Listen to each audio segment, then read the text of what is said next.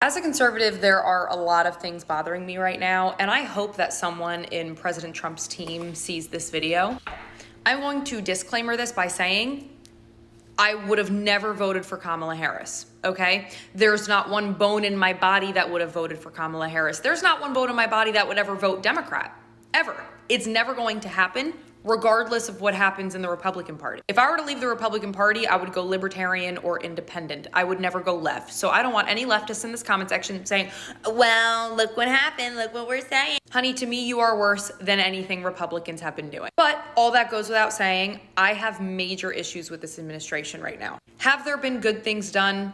Yes. Numerous wars coming to an end, stock market hitting record highs, gas hitting record lows, a closed and safe border, criminals being thrown in jail, some of the Poopstein files being released, mass layoffs, which equals a smaller government, which is definitely a conservative value, changes in the rent and mortgage industry, changes at the VA and the Social Security office that are record breaking, like wait times and backlogs. So those are all amazing things that I can and have been acknowledging.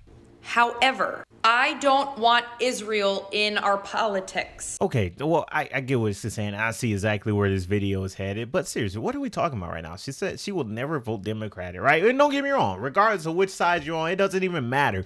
But to limit yourself and really just sit back and say, I'm always going to be a Republican, has to be one of the most, I don't know. And, you know, each party has its flaws. I'm not going to be I'm not going to say that. But at the same time, you have to vote based on policy. So if a Republican comes in and says, oh, I'm going to do this, that is going to literally destroy your life, you're telling me, oh, I'm still going to vote Republican because I'm a Republican, right? And that's why, that's the one thing I seriously dislike about, people limiting themselves to one party. I've always said this, guys, no matter which party you decide you're going to vote on, always understand policy and not party.